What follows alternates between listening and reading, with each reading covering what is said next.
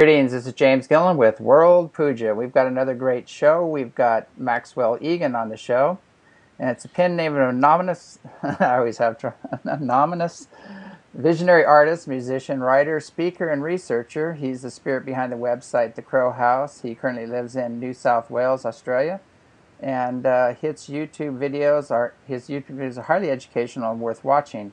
We'll go ahead and give his websites out here. If you go to youtube.com /user/ and scarecrow, or www.thecrowhouse.com /home.html, and we'll give those at the end of the show as well.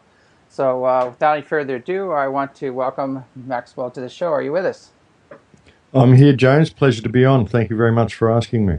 It's an honor bringing you on the show. We have a lot of shared views on things, and I've noticed one thing where we always have to constantly almost apologize to a lot of the New Age movements out there. You know, we kind of call them the love and lighters because they don't want to, pay attention to what's happening to the world around them.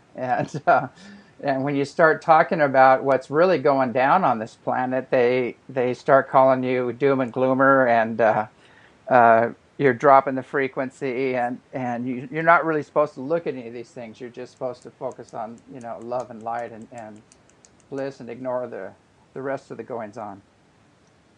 Well, you get that a lot, but that's basically being out of balance is what these people are. They're in the right attitude of the love and the light and the proper positive feeling and all this sort of stuff, but they're failing to apply it to the physical world that they live in. So they're not in a state of balance.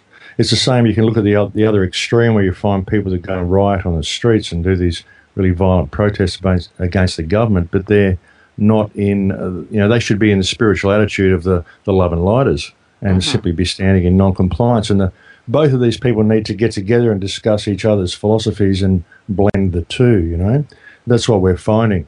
You'll find a lot of the New Age movement, it's about inaction. It gives people 90% of the truth, but then it tells them not to focus on what's going on around them. And they really, really do need to, because this is like a collective consciousness on this planet. And if there's other people on the planet suffering because of my inaction, why would I think I was going to ascend somewhere? Why would I think I was worthy of ascending somewhere if I'm failing to deal with what's going on around me to my brothers and sisters? And that's basically what the New Age movement teaches people, to ignore this sort of stuff, And we need to have this proper attitude, but we need to realize that the love that they're feeling, the positive, this connection that they're feeling, this needs to be based fully in love, and they need to understand what love is, because love is actually the opposite of fear, and it's fear of the emotions that it brings up within them that prevents these people from looking at these situations and addressing them and dealing with them. And the only reason they exist is because people fail to look at them.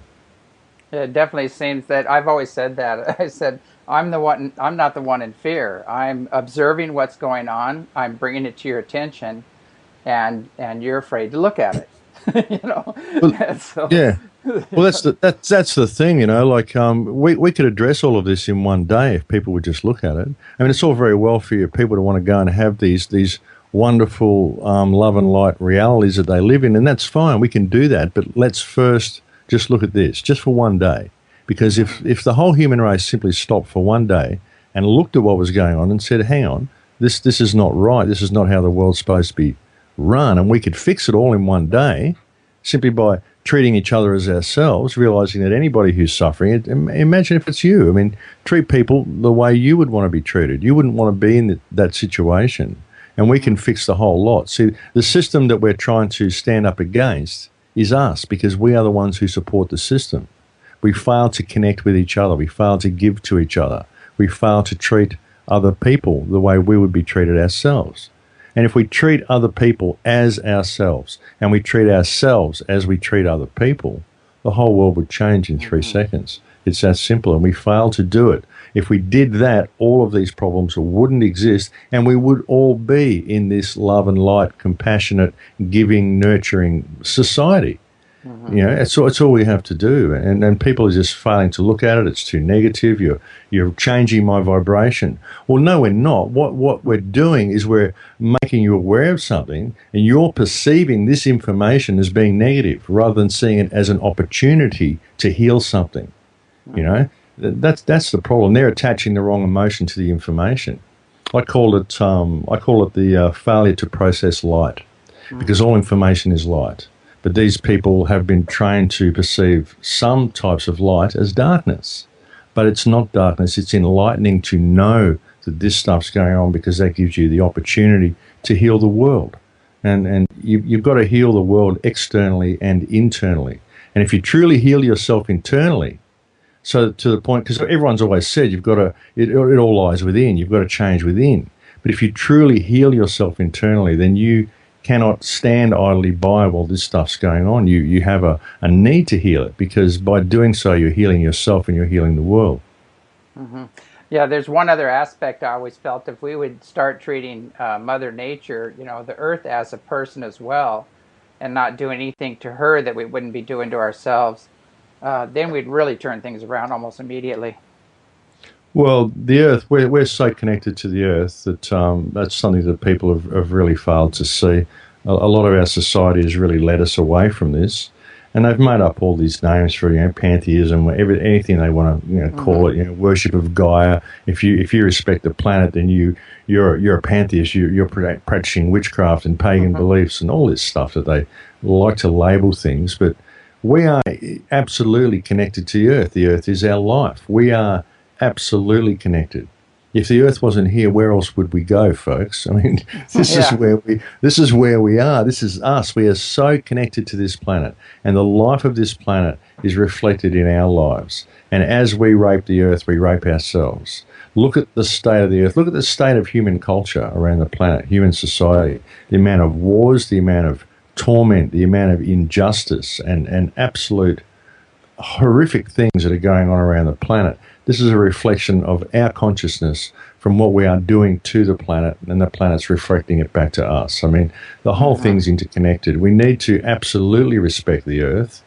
And people might say, well, it's there for us to extract resources from. God gave us the Earth for its resources. Yeah, but it wasn't to rape it. It wasn't to drain it of its resources and drain it of its blood. And I think that if we were left to our own devices, I don't think we'd ever come up with anything like this. That's something that's always fascinated me about this civilization, actually. It just doesn't seem to serve any purpose, and it doesn't seem to be human. It doesn't seem to be like something that humankind would have come up with by their own devices, because it is so unhuman. And even when you look at this current civilization, it doesn't build anything to last. It's all temporary accommodation. We don't build anything like the pyramids or the Mayan ruins or any of the ancient structures that have been found all around the planet. We build this temporary stuff, and we rape the Earth in order to do it. It makes absolutely no sense at all. So there's a lot to this, I think. Oh, I agree. It's funny, as we speak, I'm looking out my window here, and I'm watching a bald eagle fly right over our heads. And there's a weird cloud-shaped pattern that's sitting right in front of us here that's in the shape of a V, a perfect V, like victory or vendetta or whatever else. And I don't know what they're trying to tell us, but I think it's quite interesting that just at this moment this would happen. It's like nature's cheerleaders are out there, kind of saying, thanks for the shout out on our side. Trying to let us know who is in control, maybe, hey? Yeah. Remember the recent television series of Visitors, remember? Mm-hmm. Yeah, I missed that show. Unfortunately, we don't have a TV out, or maybe fortunately, we don't have a TV out here. And so, no, I don't have one at all. I haven't ever owned a television, actually. Never had one. Yeah, I think I threw mine out the window in about '76, and that was the last of TV for me, and I didn't miss it a bit. I had a near-death experience, a drowning, and came back, pretty much fully awake and extremely sensitive, and I just looked at that TV and pretty much tossed it out the window. So they're shocking devices. They've got a lot to answer for. Television is the most all-pervasive mind control tool that was ever created. I mean, everything about it, the subliminal messages in every single television show and every commercial, there's subliminals all through it. It pumps out alpha waves and puts you into a trance state, fills your mind full of what to believe and what to think, but not how to think. None of that sort of stuff is permitted. And it just gives you a completely false view of reality, complete misconception of what's going on in the world and what the world is. And people tend to measure themselves by the television. They measure themselves by the lifestyles that the television offers to them, none of which are obtainable because none of them are reality.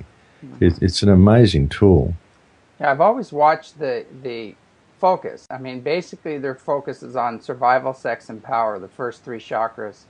And they pretty much own those chakras, and they run the world through those chakras. And they're not, they never really go up into the heart other than sadness, or extreme loss and coming back together or something like that. That's about as far as they go.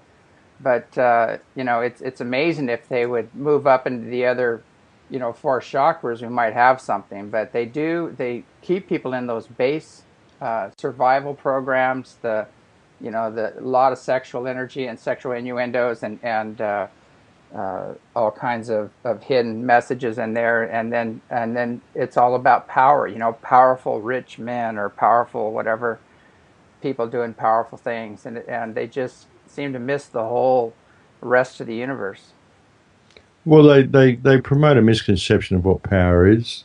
They promote a misconception of what sex is. They promote all these things to distract people, and people will go after power. They will believe that acquisition is power. Life is about acquisition. You've got to get as much as you can, accumulate as much as you can. At the end of life, the one with the most wins. But life isn't like that. You go through life seeking power, believing that power is gained through acquisition, and you never realise the power that you have within to simply be who and what you are and experience this reality to its fullest potential, to live for yourself, to live in service to the creation and help everybody around you.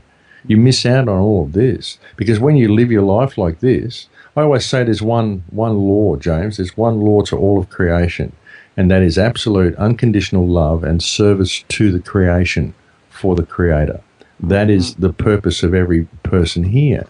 And if you serve the creation, you're serving the creation. You're not serving others at the expense of yourself. You're not serving yourself at the expense of others. You're not serving the earth at the expense of anything else. You're not serving anything else at the expense of the earth. You're serving the creation.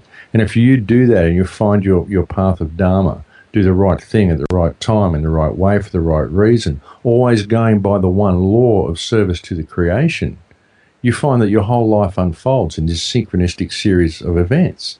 Everything just works.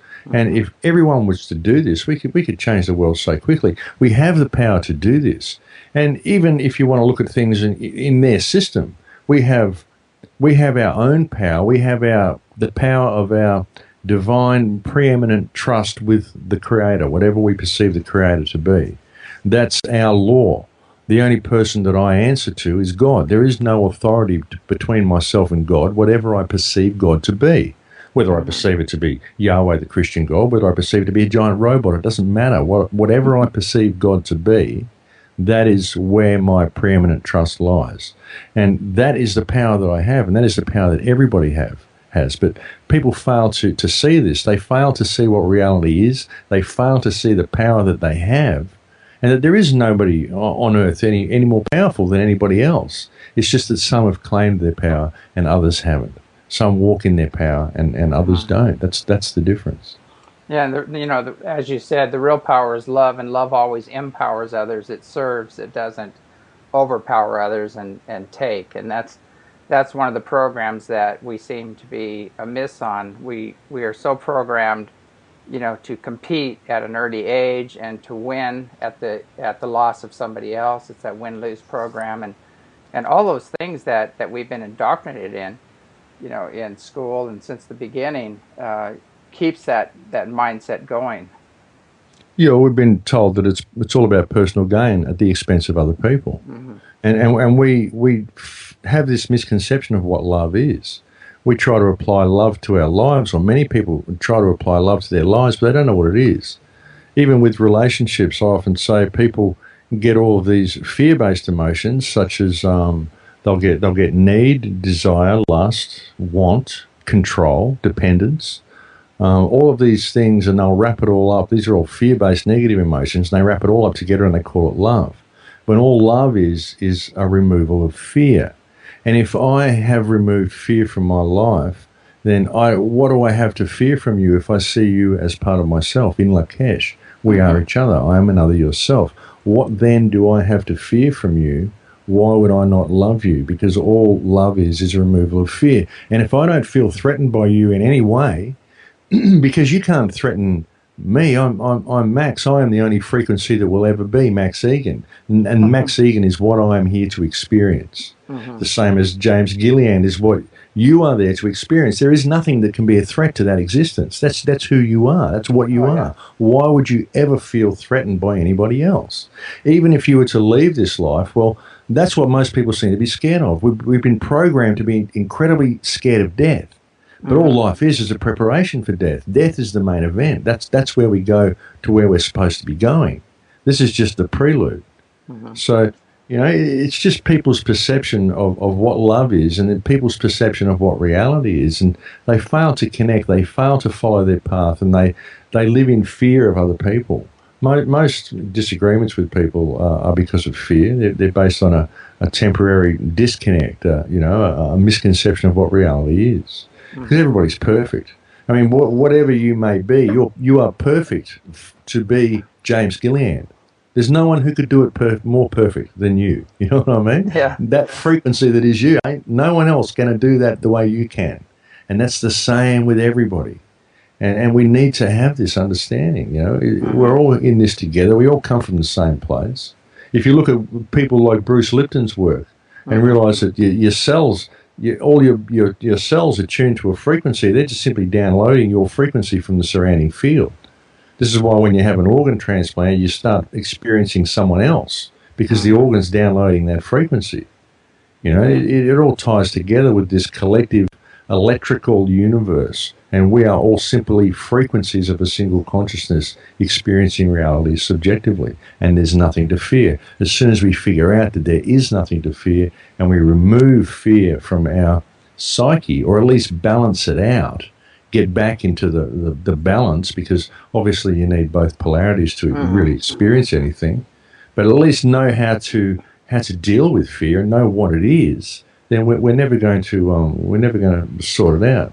I believe this entire reality is actually a fear-based reality. I think time's cyclic, and I think every time we go through a transition, we've been trained to move into fear, exactly as we're seeing happening in the world today, and we create a new reality that is then fear-based again, and we keep getting it wrong. This is why we keep having deja vu, and we go, I feel like that was so real that I'd done that before.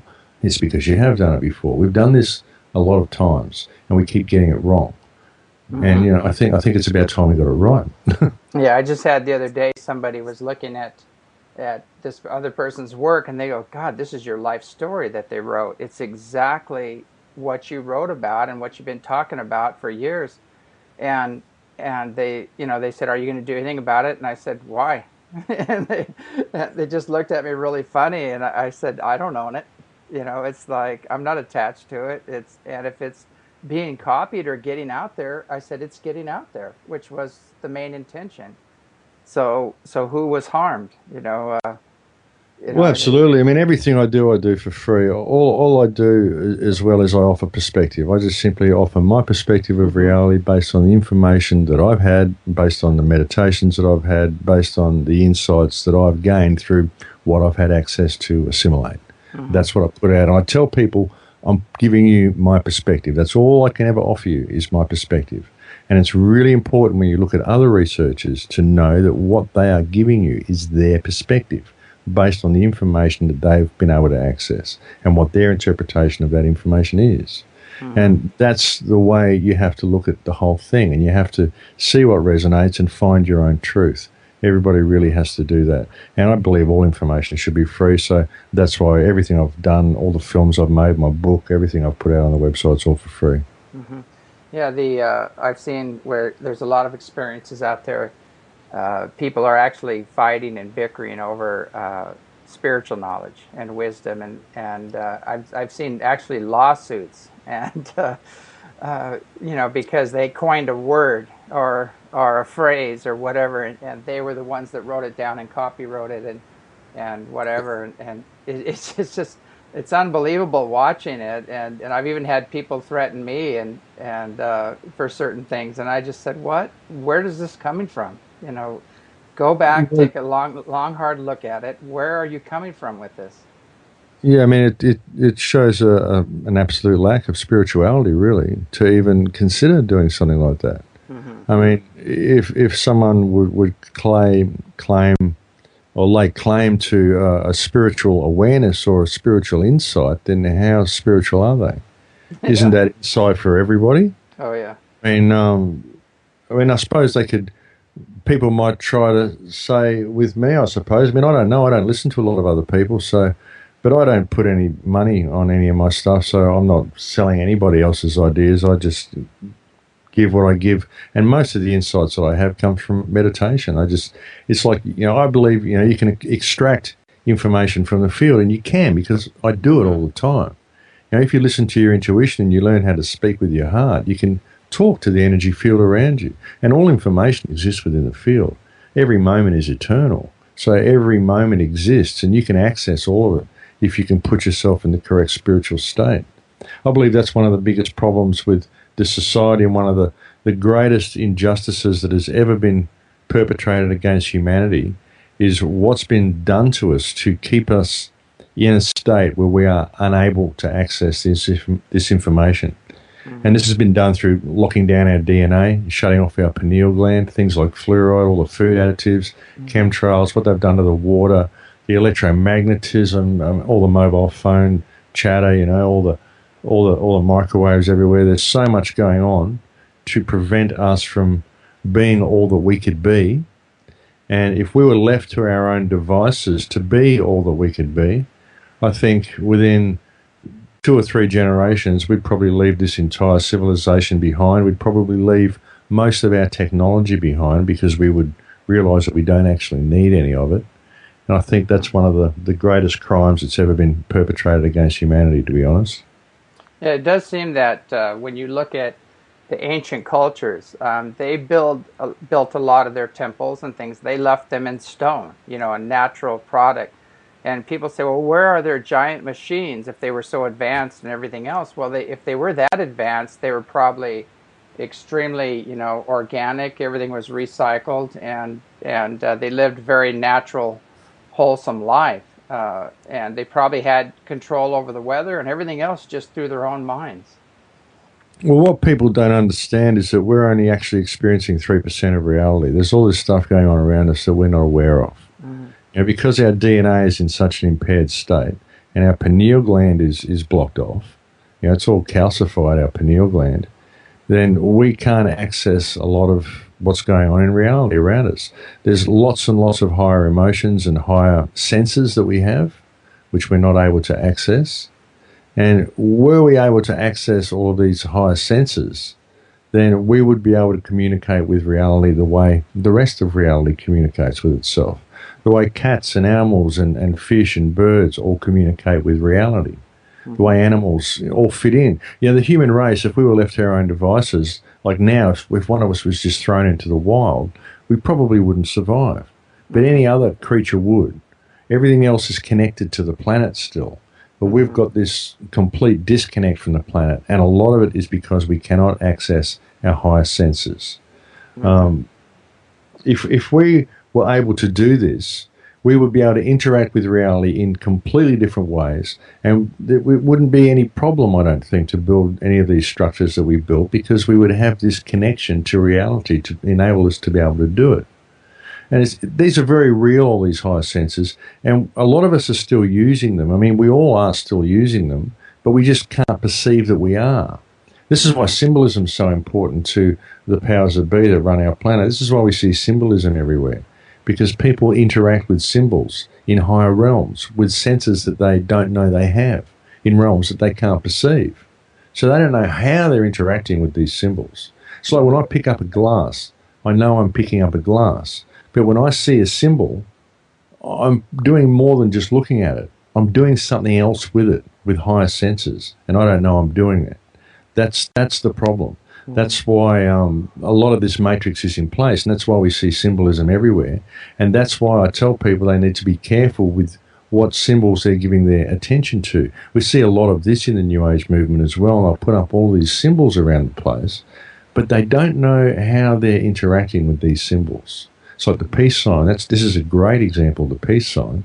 If we were given the peace sign, said this means peace. Everyone give this symbol your attention. And this was given to the world back in the 60s. And you look at this sign, it's actually an old Druidic rune called the death rune. It represents a cross upside down with the arms broken. You'll find it on the gravestones of many Nazi SS officers. Okay, now since people have been giving this symbol their attention, the world hasn't got very peaceful. It's actually gotten a lot worse. There's been a lot more war in the world, and the more war there is, the more people give their attention to this symbol. You know, and they don't know how they are interacting with this symbol in realms that they can't perceive. So there's all this sort of stuff going on, and this is what we've been kept from. If we were able to access our pineal gland, and you look at all ancient teachings, Sufis, monks, all the Shaolin monks, all the ancient cultures was all about activating the pineal gland, the third eye, because this gives you a way of communicating with reality around you in ways that you cannot imagine. And this is what animals do. And we have the ability to do that. And so we've been kept out of that state, and so we're completely disconnected from reality. So all we do is live in temporary accommodation and rape the world to do it. It's bizarre. It's absolutely bizarre. But this has been done to us. We've been put into this state. I mean, I don't think it's natural that we would have evolved into this state, or God would have created this in this state, this totally impaired state that we're in. So something's been done to put humanity in this state. Yeah, it definitely seems there is such a mass movement and effort in this area to keep people from being authentic, to keep them from going into the heart and just feeling what's right for them. All of these programs are so entrenched in place. And what we do here, a lot of times we'll do dark retreats here, 3-day dark retreats. Some people do, we know monks that come here that do 21-day dark retreats, just water and that's it. But we're not that harsh, we'll do a fast or a cleanse at the same time and do a dark retreat. And when you do that, there's nobody there but you. And when you start bending inward, the big cosmic joke is that dark retreats aren't really dark. If you're doing them right, the pineal gland starts opening up, you start seeing all kinds of other planes and dimensions, and you can see the forces at play that are actually working, with us, some on our behalf and some not on our behalf. Oh, absolutely. Well, what you start seeing is your other senses start becoming active. So you start seeing the rest of reality, and that's a shock to a lot of people in itself, because we are what people perceive to be multidimensional beings, but you've got to understand, but even within this dimension, we're only experiencing 3% of it. So a lot of what people believe is multidimensional stuff is actually what's happening in this dimension. It's just that now your higher senses have kicked in, you can perceive it. You have the senses that will interpret that information. That's that's a lot of what happens with the shamanistic rituals with the ayahuasca and stuff and DMT. I don't advocate DMT at all, but you are on DMT all the time. Everybody is. I mean, this stuff's active in your body all the time. And if your pineal was open, you'd have a lot more there, because the molecule that's used to create it, that exists in all plants, that's actually the antenna that you use. That's the common language between all creation. Everything has this antenna, so we can all communicate with creation around us. And that's what's supposed to be active in our body. I mean, the ayahuasca rituals and stuff that they do, these are supposed to be for shamans. Like if you were sick, you go to see a shaman, and the shaman would take the medicine and he'd communicate with reality, and reality would tell him what was wrong with you. And this has all been seen as voodoo and stuff. So I'm not saying it's good to take these substances and go to that place because you're not a shaman, you're not doing it for a purpose. But what I'm saying is, to a lesser degree than what you would experience on an ayahuasca ceremony, you would be in that state anyway, and you would be communicating with reality with the up to 105 higher senses that you all have, that we all have, that we've been kept from accessing. So there's a lot more going on around us than we could ever imagine was possible. I agree. I've seen some of the ayahuasca ceremonies, and the ones that are done in the forest or whatever, that are done in a very sacred space with the trained shaman and things like that. It's like, if that's what people think they need to do, fine.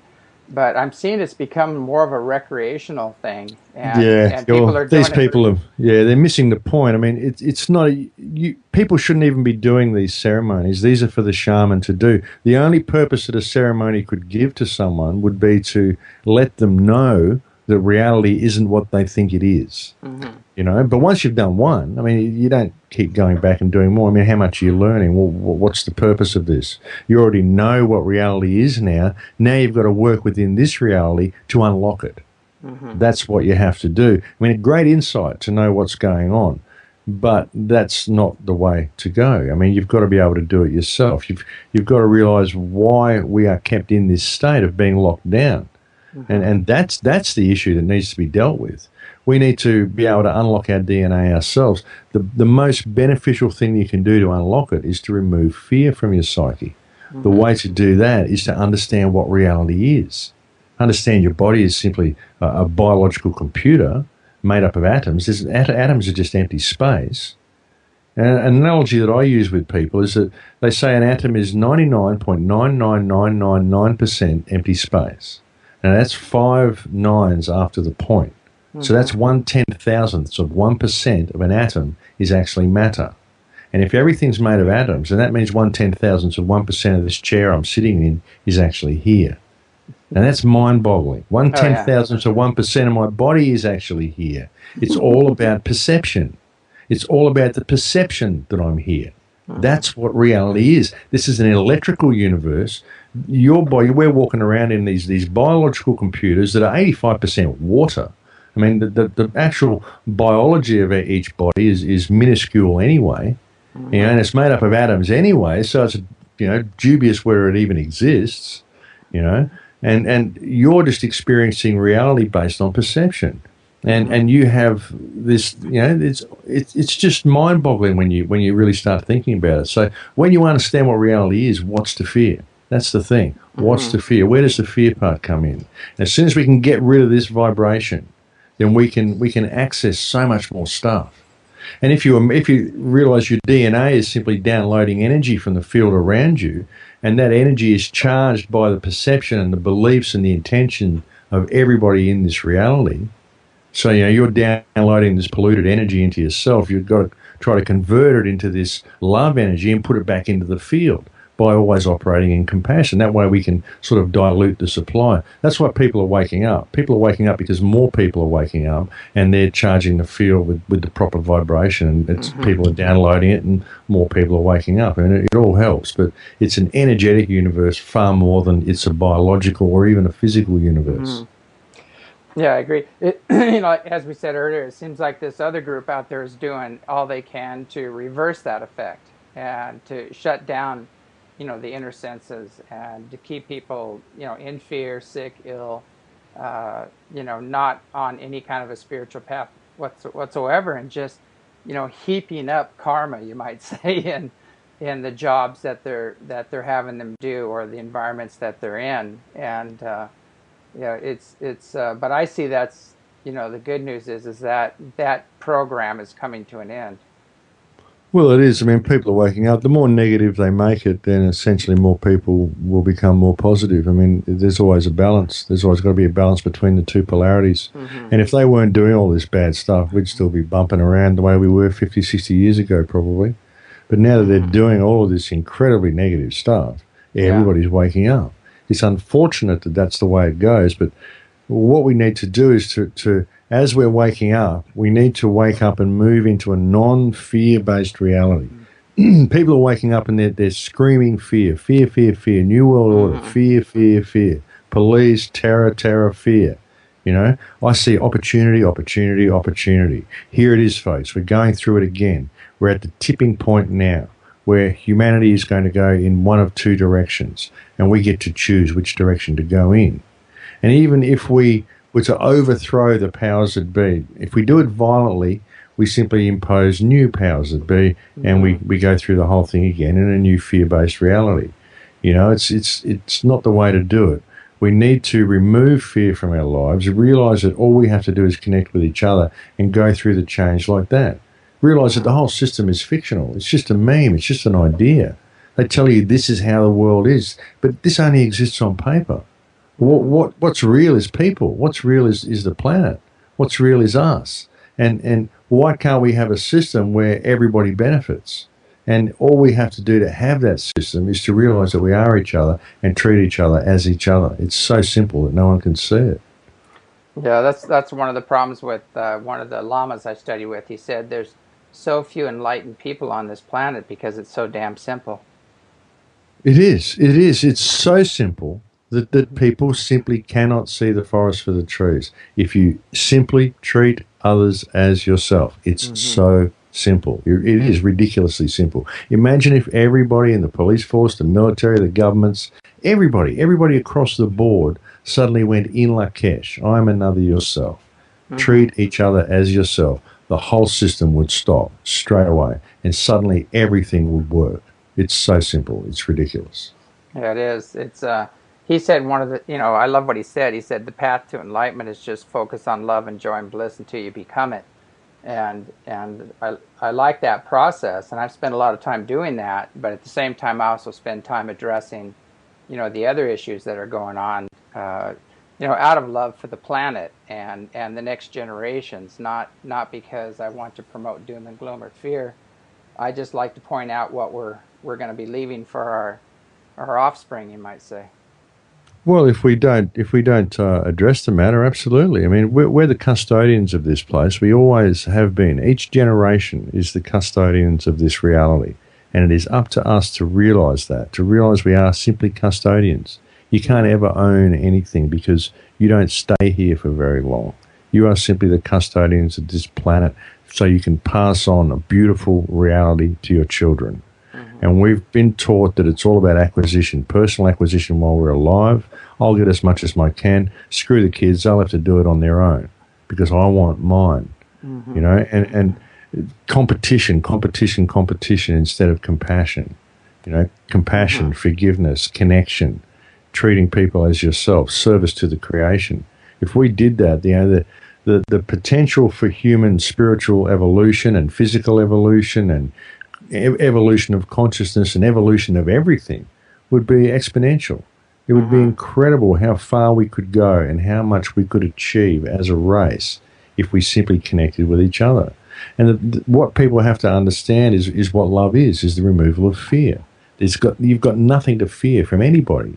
If they're a bad person, it's simply because they're disconnected, because of the education that they've been subject to, what their perception of reality is, and everything within this society and this reality is directed solely at the left brain. So people get more and more disconnected from reality the more they get educated, because it's left brain education. So you've got these people that actually, and the further they get in left brain education, then they get put into positions of control where they can control the rest of the world from a left brain point of view. And you've got these people that are operating to 3% of their capacity because their DNA is shut down. They're using half their brain, and they're out there making the system more and more efficient. So all they're doing is serving the system. And the more efficient the system becomes, the more dehumanized it becomes. But the system is fictional. It only exists on paper. It's not real. It's just an idea. It's just a meme. It's just a meme that's handed from belief to belief, from person to person. But it's not real. What's real is us. And as soon as we realize that, the whole world will change. Well, it seems like now we've got this program, like the programs that we were talking about with this social consciousness programming, is all coming to a head right now, and we're seeing where that insatiable greed and that service to self and that program can go. And the mainstream person now is realizing it's not about them acquiring their own personal wealth and everything. It's about hanging on to it, and all of their funds going to feed the big fish, and that's where it's evolved to now, to where now we have it's become personal. It had to become personal for people to get it. We have to see our environment just hit the end. We have to see the banksters take off with all the money. We have to see, we have to lose our house. We have to lose our job. We have to go through all these processes, unfortunately, to wake up and smell the coffee that this may not be the path to take. Well, that's the way the system was designed. See, it's always been that way. It's just that the people at the higher echelons are now seeing it because it's happening to them. Mm-hmm. Because the way the system is designed, because it's interest based, it automatically puts everybody in a state of shortage. Everybody within the system is in a state of shortage because the money supply itself is interest based. So what it does is it eats up the poor people first, the very, very bottom of the barrel, the very, very poorest people on earth. It turns them into complete, absolute homeless and just takes everything from them. And then it moves up the food chain until we get to the upper middle class and even the elite classes. And they start losing all of their stuff as well because the system is designed to transfer everything that's real in the world into the hands of those who issue the currency. Mm-hmm. And they've used a system which isn't real. It only exists on paper. It's just an idea.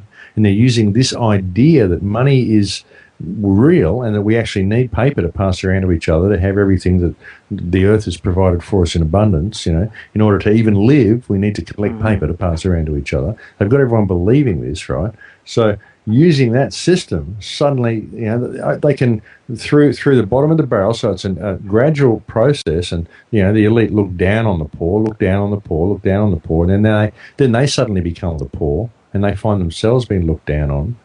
So nobody wants to help them because they look down on all these people along the way. So everyone's divided along the way, you see what I mean? It's all this class separation right up the food chain, but eventually all wealth transfers into the hands of those who issue the currency. And that's the way the whole system was designed to work. Yeah, it seems like anybody who's tried to do something about that, like, Lincoln and Kennedy, ended up with a bullet in the back of their head when they tried to take, the system away from the international banksters or whatever. Well, that's because they try to do it within the system. I mean, the system is designed to protect itself. You can never enter into the system and hope to change it from within, like being a politician or anything like that. What people need to understand is that we hold it up. They write all these rules on pieces of paper and we all go along with it. If we don't go along with it, they send out the antibodies, the police, the immune system. The police force is like the immune system of the system itself. Oh, look, dissent, quick quarantine, throw them into the colon, and they're off placed in the prison system, So it's like they're like the antibodies of the system, and these are some of the most left brain people in society. I mean, you have to be pretty left brain and have a complete misconception of reality to even want to be a police officer and follow through that legal system, because the legal system isn't designed to help the people, it's designed to protect the system. That's what people need to understand. And again, if people suddenly connected with everybody and started treating others as themselves, even police officers, if you know a police officer, go and catch up with him when he's off duty and try to help him, try to connect with him and see things from his point of view, and try to break down the barriers with these people, because if everybody did it, a police officer wouldn't even think of treating people like that. When legislation was put in place that gave the police the power to abuse people, any police worth its salt would instantly turn on the politician who enacted the legislation and say, "What are you doing? What are you doing putting this in place? You're creating a Gestapo here, and we're going to arrest you because you're infringing on the rights of the people, because we're here to protect and serve the people, not protect and serve the government. The government is simply the administrative arm of the people. And if you're putting legislation in place that is taking away the rights of the people that we're sworn to protect, then you're in breach of trust, and we're going to remove you from power and put someone honest in your place, or at least have you tried for your actions." That's the attitude the police need to have. I think the same goes with the military. They've made they've taken an oath to serve the country against enemies, foreign and domestic, and It's time for them to step up and fulfill that oath, because the enemy now isn't foreign; it's domestic, and it's in our faces, and it's you can't miss it. Absolutely. I mean, if the military and the police did their job, there wouldn't be any need for any violent revolution Hmm. because they would deal with the crime that exists within government. And if people don't think crime exists within government, then, I mean, Exhibit A, the United States. Yeah. There you go. Have a Yeah. look at that, you know. Oh I yeah. mean, and it isn't a matter of going through red tape. It's a matter of the police and the military doing their job. It really Exactly. is. Don't go and fight foreign wars for banking cartels. There's no threat to America. I mean, it's ridiculous, half of the things that these wars are even about. They're all about resources. But Hmm. the police are the biggest problem. The police absolutely need to start addressing real crime, and they need to start protecting and serving the people like they're sworn to do. That's why the police force was created. Well, that's what we believe it was created for anyway. Hmm. But all their job now is law enforcement, no matter what the law is, no matter how corrupt it is. And we should never lose sight of the fact that everything the Gestapo and the SS did in Germany in World War II was completely lawful and completely legal. They were simply enforcing law. Hmm. So it isn't about law enforcement, it's about protecting and serving the nation. And the nation of the United States, the United States of America, the nation itself, is the people of the country. It isn't the government. The government is simply the administrative arm of the people. And if they're acting in breach of trust, then they're acting in breach of trust, and that's it. Yeah, it kind of falls under treason. It's kind of a no-brainer. I saw that they started releasing the list of who's who, with the big bankster bailout and everything else, and if people were to look at that list and see where all that money went, they would go, "Oh my God, this was the biggest ripoff, the biggest heist in human history." And it had nothing to do with too big to fail, and we've got to save these banks because the economy's going to crash, or had nothing to do with that. It was just a full blown heist, and it's going to enslave the people for many years to come until they wake up and smell the coffee and try to find a new way of doing business. Oh, absolutely, it was. I mean, the first thing that needs to happen is all debts need to be cancelled. I mean, Hmm. all debts need to be cancelled and take the interest off money and call a spade a spade. All these guys who pulled that swindle that you just mentioned, all of them need to be held accountable. All their assets need to be seized, regardless of what legislation they lobbied to get put in place that protects them. You know, Hmm. I mean, this is reality. That's what needs to happen. You know, the people need to stand up and do it. Really, I mean, that's what it's going to take is for people to simply say enough is enough. Peaceful non-compliance. That's the Hmm. way to fix the whole system. To realise that it's all fictional. We don't have to do any of it. You know, the world doesn't exist on paper. It's not about paper. It's about the world. It's about people. Yeah, it's a digital number basically, and everybody's doing uh, heinous acts to each other and the planet just for these little digital numbers or these little green pieces of paper. And I think there's going to come a time where we're going to realize that one of the Native Americans, I remember what they said. They said, when the last tree is gone, and have no more water and your environment's totally devastated, you're going to realize you can't eat those little pieces of paper. Yeah, And well, that's absolutely it. I mean, it's a fictional system. It only exists on paper, and money doesn't mean anything, you know. And it's because of the interest that's put on money, the interest that's attached to the very currency itself that we hand around to each other. That interest ensures that everybody within the system is kept in a state of shortage, and that mhm. state of shortage is what creates all the crime, is what creates all the need to go and destroy the planet the way we do under the pretext of giving people jobs. We'll build a road here or a mine here or we'll make bombs there or whatever. And because everybody needs a job, because everybody needs paper. So Yeah. this system itself, because it runs on this interest-based paper and this interest-based money, we need to go out and destroy the planet we live on in order to collect this money, in order that we can have that which the planet provides us with for free. It doesn't make Yeah. sense. People simply No. need to wake up and smell the coffee. It really, when you look at it, you just go, oh my God. When you wake up and take a long, hard look at this, you just go, this is pure insanity. And, It is. and, It is. It's completely insane. And it's almost, goes into the realm of demonic when you get up at the top, what these people do and how much pain and suffering and damage they're doing to the earth. And they have no heart, no conscience, no respect for life, human or otherwise, for children, anything. Well, It's they, yeah, they good. simply they don't feel empathy. They're totally immersed in negative energy, and they harvest this negative energy. It's Hmm. like when you are in a state of bliss, a state of total ecstasy, a state of total love. These people experience a similar bliss, only it's the dark side. It's Hmm. dark ecstasy, and they experience that from mass murders and some of the terrible things that they do, some of the child abductions and things the pedophile rings that exist in the high echelons of society and stuff. These people experience this dark ecstasy, but through this, I mean, they're kind of addicted to this. It's bizarre, and that's just what they do. But they're only able to continue with it because we comply with it. That's the thing. Hmm. We all complain about the state of the world, but we won't change within ourselves and start helping those around us because that's the only thing that is ever going to change the world. It's like you said with that guru, a lot of people can't see it because it's so simple. Hmm. It's so ridiculously simple. If we treat each other as ourselves. That's been my whole message ever since day one. To understand that this is an energetic universe. There are people that are in power. They've maneuvered themselves to a state of power using fear, Hmm. and now they are simply indulging in this energy harvesting. They're harvesting from the whole planet.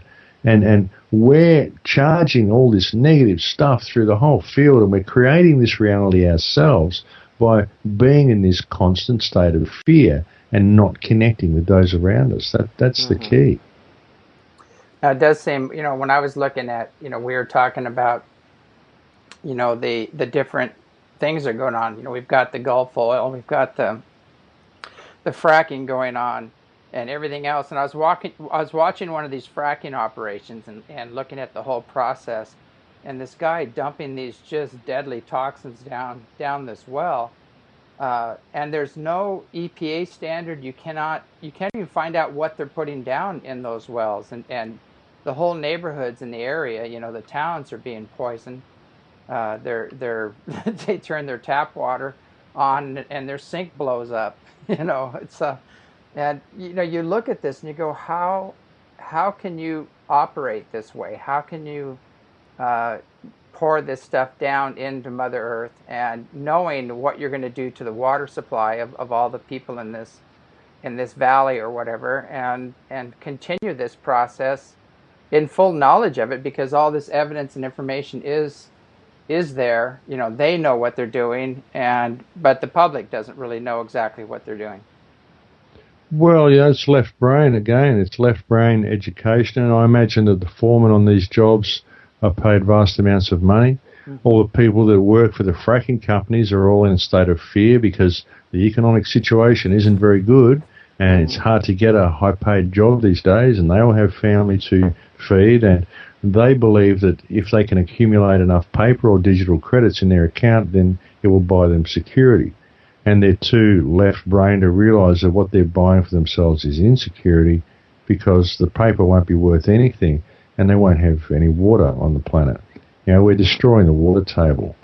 And it's almost as if the planet's being wrung out. I mean, our whole society is designed to accumulate resources. That's all we do on this planet is we see the planet as a source of resources. That's our only connection with the Earth. And we are pulling every single thing we can out of the planet. And now we are squeezing the cloth out to try to get the last bit of anything out of the crust. And once they destroy the water table, and it's all connected, all the aquifers in all of our countries are Mm-hmm. all connected. It's very hard to find an aquifer that isn't connected to all the main ones. Once they destroy this water on the planet, then that'll be the end of life on this planet. And I mean, every time we look out to space, or NASA looks out to space, and they look at other planets, the first thing they look for is water, because water brings life. Mm-hmm. And less than 3% of the water on this planet is fresh water, and less than, somewhere between 1 to 3% of that is above ground at any one time. Mm-hmm. So that's 0.03% of the water on this planet is accessible to us. The rest of it's underground. And if they pollute this underground water, that's it. We won't have any clean water on the planet. Yeah. And so it's incredibly dangerous. And I don't know what these people are thinking, but I guess they're just in a state of fear. But we need to stand up about this. Everybody needs to stand up about this, because this affects absolutely everybody, whether you're living in the city, doesn't matter where you're living. If this planet doesn't have water, then we don't have life. And by even allowing this, any government that allows this is absolutely operating in breach of trust. Whether it's Chinese companies or whoever's doing it, it doesn't matter, because the contract only exists on paper. And if someone's written a contract or got someone to sign a contract that gives them the ability to rape the planet and destroy the sweet water on this planet, then you can hardly be seen as anything valid anyway. So all the people need to stand up and absolutely say no about fracking. It's one of the most serious problems that we face. And I think, too, there are ulterior motives going on there, and also alternative energies that have been suppressed that would take care of all of our needs. And I know this for a fact, because I've held things in my hand from somebody, I don't want to mention his name, but he used to work with the back engineering programs and the black operations and things of that nature. And they have anti-gravity, they have counter-gravity, they can generate incredible amounts of energy with very small devices right now. All of this technology is there, and it's being kept away from the masses by the elite. And that's one of the things I think is one of the most serious problems we have right now, too, is that there is no reason why we need to keep going after this gas and this oil and destroying our oceans and the planet, and when we have these other technologies available. Yeah, absolutely. That's when you have to start wondering who's in charge, because nothing that's being done seems to be beneficial to humanity at all. I mean, like you say, all of this technology exists, and even the ones at the top that are in control of these all the most pollutive resources and things that we're doing now, all of the technology that we use at the moment, they're doing it just for money, and they know money doesn't mean anything. So what's the point? What's the point of destroying the planet that we live on? Is it us doing it? Because it just doesn't make sense. How did we ever come up with something like this? If you look at even the mainstream accepted theory of evolution, how we came from hunters to gatherers, and hunters and gatherers to civilization and all this sort of stuff, the ascent of man, if you will, then how did we come up with this? This doesn't seem like anything we would come up with. Who was the first person who picked up a rock and said, okay, I'm going to make this into a metal? How did they even know what a metal was? They would have been living with nature, connected to nature, doing what they need to do to survive, living on fruits and nuts and animals, or however it was going, What would have ever occurred? How would it ever have occurred to anybody to build a city like this, or come up with some of the things we've come up with? It just doesn't make sense at all. Yeah, it does. When you look at, not to be a downer, but I look at that. I look at, you've got like 650 to 1,200 toxins, carcinogens in the water, most city waters right now. You have the fluoride, which is dumbing people down. You've got the chemtrails with 6,000 times over the toxic levels, of aluminum, barium, and strontium in the snowpacks here, which is coming into the water. You look at the, aspartame and all the food additives, and then you go into the vaccines, which is a whole nother story. The tainted vaccines, which is getting uglier and uglier, that program.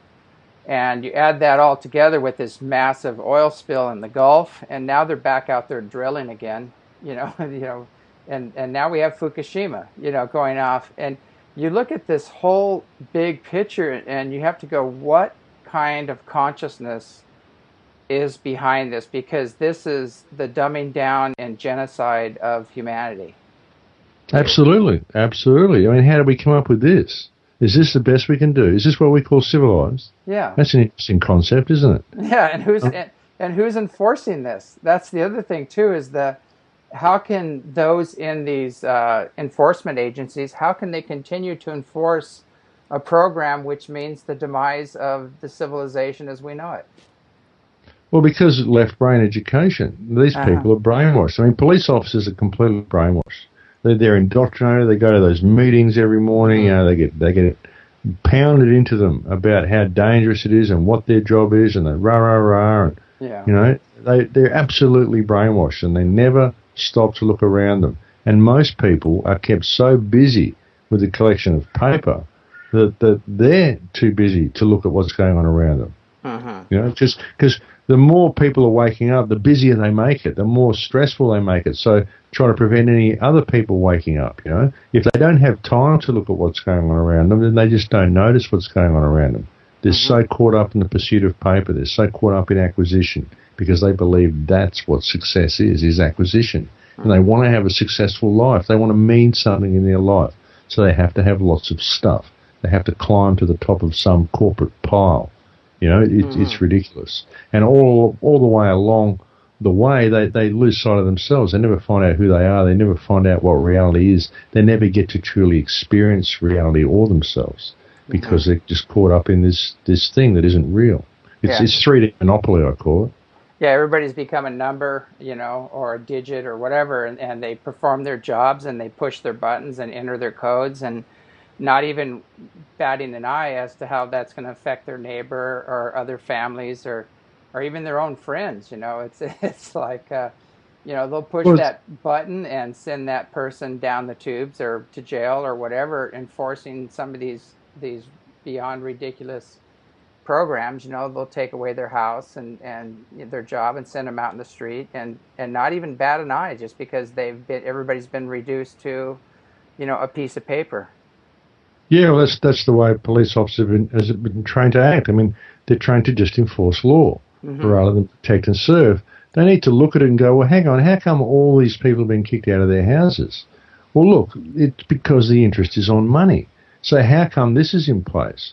This is America, this is the United States, the land of the free, And how did we end up with a situation where we're all enslaved to an international banking cartel?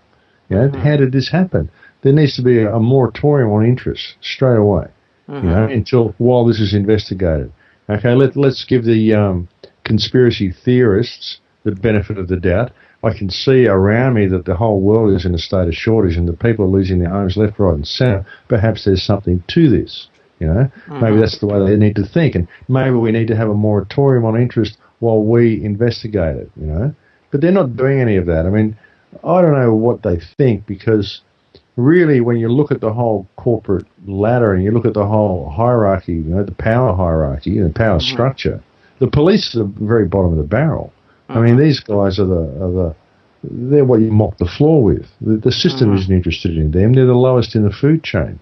So they're the next to go. Once society is completely oppressed, the police will be the next to go.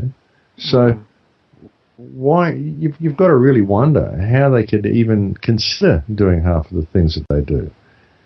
Oh yeah, and same with the military. They just see them as cannon fodder, and send them off to enforce their corporate wars and their acquisition of resources, and have no respect whatsoever for the other countries' families and children and women, as well as the people that are serving this country who are actually serving the corporations, unfortunately.